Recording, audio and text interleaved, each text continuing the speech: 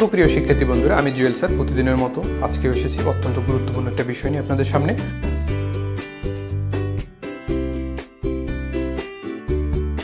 আমি আজকে যে বিষয়টা নিয়ে আলোচনা করব তা হচ্ছে ইংলিশের গুরুত্ব এবং কিভাবে আপনি সঠিকভাবে ইংলিশে স্বতঃস্ফূর্তভাবে বা অনর্গল কথা বলতে পারেন, এই ব্যাপারে আমি কতগুলো গুরুত্বপূর্ণ বিষয় নিয়ে আলোচনা করব।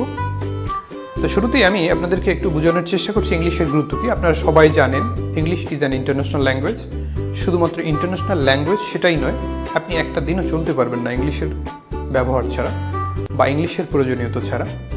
একটা বিষয় খেয়াল করবেন, যদি আপনি না থাকেন তাতে পানির কোনো সমস্যা হবে না, বরং পানি না থাকলে আপনার সমস্যা হবে। এবার খেয়াল করুন, যদি আপনি না থাকেন তাতে বাতাসের কি কোনো সমস্যা না, বরং বাতাস না থাকলে আপনার সমস্যা। তেমনি যদি আপনি না থাকেন তাহলে আকাশের সূর্যের কোনো সমস্যা, নাকি সূর্য না থাকলে আপনার সমস্যা? নিশ্চয়ই সূর্য না থাকলে আপনার সমস্যা। তদ্রূপভাবে আমি যেটা বলতে চাচ্ছি তা হচ্ছে ইংলিশ এত গুরুত্বপূর্ণ, যদি আপনি ইংলিশ না শেখেন তাতে ইংলিশের কোনো সমস্যা, নাকি ইংলিশ না শিখলে আপনার সমস্যা? নিশ্চয়ই ইংলিশ না শিখলে আপনার সমস্যা। সুতরাং আমাদের ইংলিশ শিখতেই হবে এবং পাশাপাশি আরেকটা বিষয় আমাদের মনে রাখতে হবে যে আমরা স্বতঃস্ফূর্তভাবে ইংলিশ না বলতে পারাটার কারণেই আমরা আসলে একটা ভীতির ভিতরে থাকি। বিভিন্ন পরিস্থিতি আমরা সুন্দরভাবে ট্যাকেল করে আসতে পারি না, এটা আমাদের একটা গুরুতর প্রবলেম, শুধুমাত্র ইংলিশ না জানার কারণে। তো যাই হোক, আমি কথা বাড়াবো না, আমি আজকে 6টা বিষয় নিয়ে আপনাদের সাথে আলোচনা করব আপনি কিভাবে স্বতঃস্ফূর্তভাবে ইংলিশে কথা বলতে পারবেন সেই ব্যাপারে। তো ঠিক আছে, আমরা এখানে দেখি 5টা পয়েন্ট উল্লেখ করা আছে বোর্ডে, আপনারা নিশ্চয়ই দেখতে পাচ্ছেন। যার প্রথম যে পয়েন্টটা হচ্ছে নির্দিষ্ট পরিমাণে কতগুলো শব্দ মুখস্থ করা। আপনাদের কাছে হয়তো বিষয়টা অদ্ভুত লাগতে পারে যে আপনি ইংলিশে কথা বলবেন অথচ শব্দ কেন মুখস্থ করবেন। দেখুন, আমরা অনেক শব্দই জানি কিন্তু আমরা ইংলিশে কথা বলতে পারি না। কারণটা কি? আপনি শব্দ জানেন অথচ কেন কথা বলতে পারবেন না? নিশ্চয়ই সবচেয়ে বড় প্রবলেম হচ্ছে আপনি শব্দ জানেন কিন্তু আপনার মুখস্থ নেই, আপনি শব্দটার চর্চা নেই, যার কারণে আপনি চাইলেই শব্দগুলোকে ব্যবহার করতে পারছেন না। মনে রাখবেন, যখন আপনি কোনো বিষয় মুখস্থ করবেন সে বিষয়টা কিন্তু খুব দ্রুত চলে আসে কিনা? নিশ্চয়ই আসে। তো এক্ষেত্রে আমি আপনাদের একটা পরামর্শ দিব কোন শব্দগুলো আপনি মুখস্থ করবেন। দেখুন, আমরা প্রতিনিয়ত আমরা চলতি পথে বা বিভিন্ন সময়ে কতগুলো শব্দের সাথে ইংলিশ কতগুলো শব্দের সাথে আমরা পরিচিত। ইভেন গ্রামের একজন যে অশিক্ষিত মানুষ তিনিও কতগুলো ইংলিশ শব্দের সাথে পরিচিত। ধরুন না, সি এমন একটা শব্দ যার সাথে আমি পরিচিত। এরপরে দেখুন, রাইট মানে লেখা, সে শব্দের সাথে পরিচিত। ওয়াক মানে হাঁটা, পরিচিত। সি মানে দেখা, পরিচিত। টক মানে কথা বলা, লিসেন মানে শোনা, মেক মানে তৈরি করা, লাফ মানে হাসা, ক্রাই মানে কাঁদা।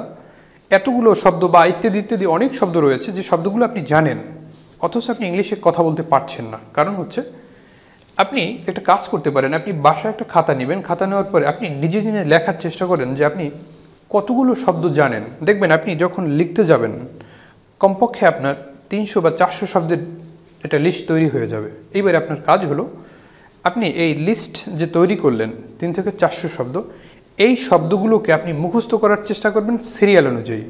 সিরিয়াল নিশ্চয়ই বুঝতে পারছেন। যদি আপনি সির পরে ডু লেখেন, ডুর পরে মেক লেখেন, আপনি ঠিক ওই সিরিয়াল অনুযায়ী 3 থেকে 400 শব্দ আপনি ঠুটস্থ করে ফেলেন, আপনি দেখবেন একটা ম্যাজিক্যাল ওয়েতে আপনি ইংলিশে কথা বলতে পারছেন।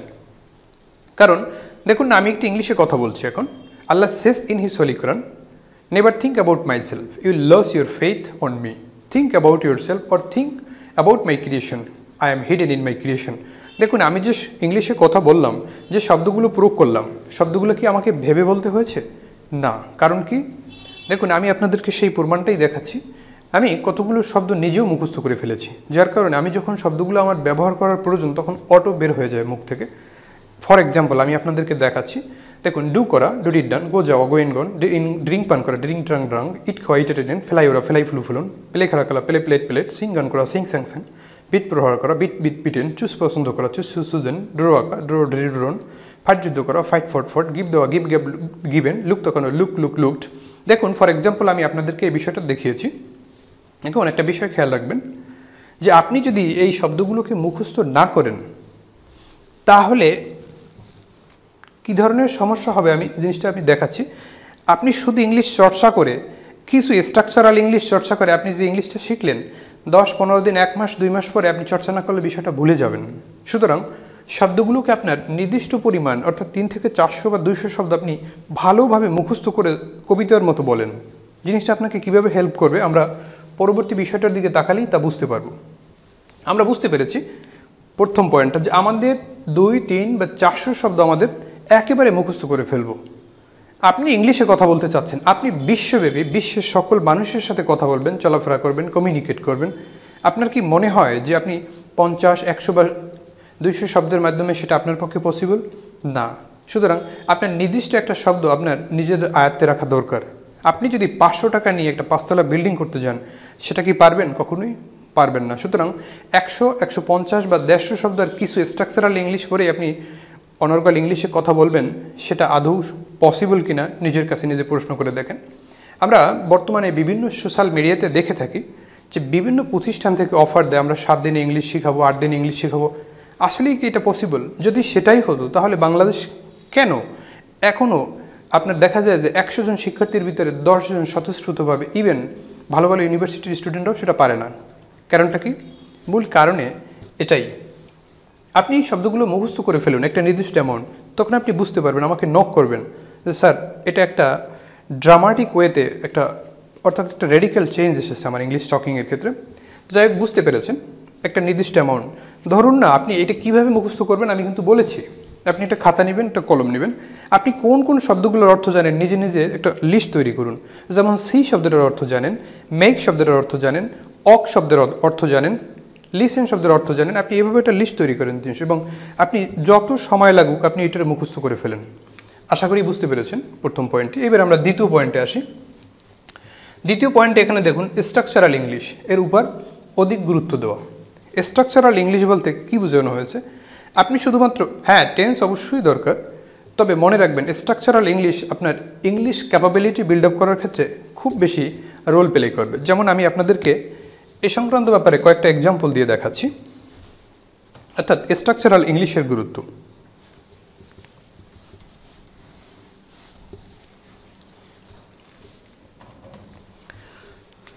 দেখুন আমি এখানে একটা সেন্টেন্স লিখছি,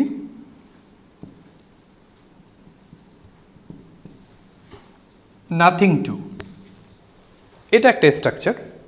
এইবারে আপনি আমার প্রথম কথা অনুযায়ী, প্রথম নিয়ম অনুযায়ী আমি আপনাদেরকে বললাম যে আপনারা 200 বা 300-র মতো শব্দ, অর্থাৎ বিশেষ করে এই শব্দগুলো যাতে ভার্বাল শব্দ হয় তাহলে আপনার স্পোকেনের ক্ষেত্রে বেশ ভূমিকা রাখবে। ধরুন আপনি ডু শব্দটা মুখস্থ করে ফেলেছেন, গো শব্দটা মুখস্থ করে ফেলেছেন,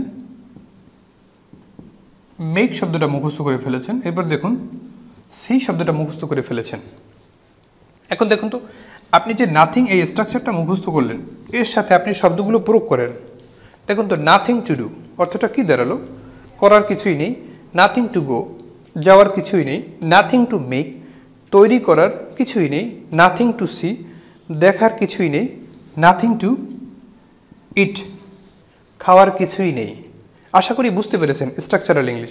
এইবারে দেখুন তো আমি এখানে আই হ্যাভ শব্দটা ব্যবহার করেছি, আই হ্যাভ অংশটুকু ব্যবহার করেছি। এইবার একটা লং স্ট্রাকচারের ভিতরে নিয়ে এসেছি। এবার দেখুন তো I have nothing to do, আমার করার কিছুই নেই। I have nothing to eat, আমার খাবার কিছুই নেই। I have nothing to see, আমার দেখার কিছুই নেই। এটা কিন্তু একটা স্ট্রাকচার। এই স্ট্রাকচারের সাথে আপনি বেশ শব্দ আপনি ইউজ করতে পারেন। এইবার দেখুন তো আমি আরেকটা স্ট্রাকচার দেখাচ্ছি, আই ওয়ান্ট টু। দেখুন তো আমি এখানে লিখেছি আই ওয়ান্ট টু, আমি চাই। টু ডু, করতে। টু গো, যেতে। টু মেক, তৈরি করতে। টু সি, দেখতে। টু ইট, খেতে। তার মানে হচ্ছে আই ওয়ান্ট টু গো, আমি যেতে চাই। আই ওয়ান্ট টু মেক, আমি তৈরি করতে চাই। আই ওয়ান্ট টু সি, আমি দেখতে চাই। আই ওয়ান্ট টু ওয়াক, আমি হাঁটতে চাই। আই ওয়ান্ট টু লিসেন, আমি শুনতে চাই। তাহলে আপনারা নিশ্চয়ই বুঝতে পেরেছেন যে স্ট্রাকচারাল ইংলিশগুলো আপনার কথাকে সাজিয়ে দেবে। তাহলে এরকমের যত বেশি পসিবল হয় আপনি স্ট্রাকচারাল ইংলিশগুলোর প্রতি আপনি বেশ গুরুত্ব দেন। অবশ্য আমি ফাঁকে একটু কথা বলে নিচ্ছি। আজকের পরে আমরা বিশেষ করে এটা একটা ইন্ট্রোডাকশন ক্লাস। আপনি ইংলিশে ভালো করার ক্ষেত্রে এই যে 6টি বা 5টি কন্ডিশনস রয়েছে, কন্ডিশন দেখানোর পরে অবশ্যই আমরা পরবর্তী ভিডিওগুলো একটা সিরিজ আকারে স্পোকেন একটা ক্লাস নিয়ে আসব। প্রায় 1 থেকে 100 স্ট্রাকচারাল ইংলিশ আমরা নিয়ে আসব। আশা করি আপনারা যদি লেসন 1, 2, 3, 4 এভাবে দেখে যান, আশা করি আপনারা ব্যাপকভাবে উপকৃত হবেন, এটা আমার বিশ্বাস। তো যাই হোক, দেখি আমরা তাহলে আমাদের দ্বিতীয় পয়েন্ট ছিল স্ট্রাকচারাল ইংলিশ। স্ট্রাকচারাল ইংলিশ ব্যবহার করে আপনি স্বতঃস্ফূর্তভাবে সুন্দরভাবে ইংলিশের কথা গুছিয়ে বলতে পারবেন, এটা আমার বিশ্বাস। এইবারে আমরা পয়েন্ট 3-তে আসি। দেখুন, পয়েন্ট 3-তে আসে যখন বলবো উচ্চ শব্দে বলবো বা পড়বো। দেখবেন ইংলিশ এমনি একটা ফিয়ারিং, আমাদের জন্য ইংলিশ একটা ফিয়ার বা ফোবিয়া, ইংলিশ একটা আতঙ্ক। আমরা যখন অন্ধকারে রাস্তা দিয়ে হেঁটে যাই তখন আমরা কিন্তু উচ্চস্বরে গান করি, যখন একা থাকি স্পেশালি। কেন? আপনি উচ্চস্বরে গান করছেন, তার মানে আপনার গান দিয়ে আপনি আপনার নিজের ভয়কে তাড়াচ্ছেন।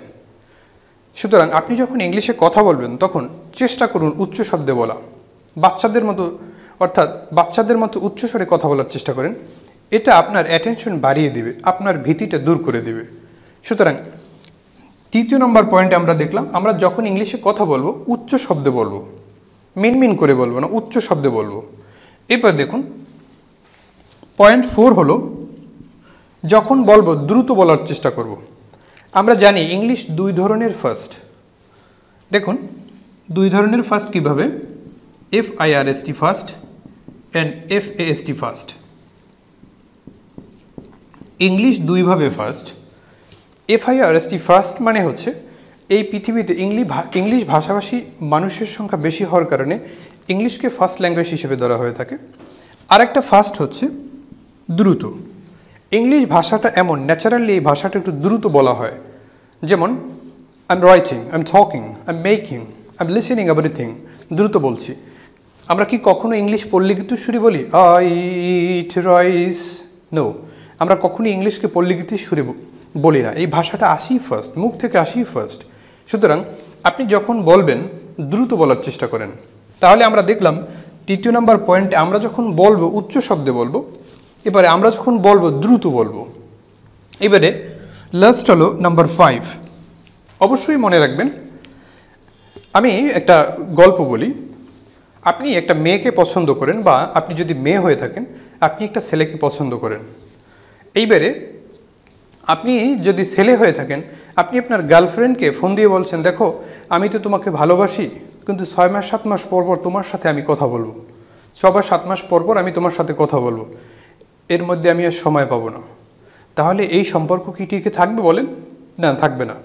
তাহলে কি করতে হবে আপনাকে? অন্তত প্রতিদিন কম বেশি আপনার তার খোঁজখবর নিতে হবে। তুমি কেমন আছো, তুমি খেয়েছো কিনা, তুমি এখন কি করতেছো, তখন এই সম্পর্কটা কি টিকে থাকবে। তদ্রূপ ইংলিশ হচ্ছে একটা রিলেশনের মতো। যদি রিলেশনটা আপনি টিকিয়ে রাখতে চান, তাহলে প্রতিদিন যেমন আপনার গার্লফ্রেন্ড বা বয়ফ্রেন্ডের প্রতি আপনার একটা অ্যাটেনশন থাকবে, তদ্রূপভাবে মনে রাখবেন ইংলিশটাকে আপনি যদি জীবন্ত রাখতে চান তাহলে অবশ্যই আপনাকে চর্চার মধ্যে থাকতে হবে। মনে রাখবেন চর্চা ছাড়া কোনো কিছুই পসিবল না। আমরা এমনিতেই একটা সেন্টেন্স জানি, practice makes a man perfect. If you don't practise then it is not possible. পৃথিবীতে যা কিছু আসে সব কিছু চর্চার মধ্য দিয়েই আসে।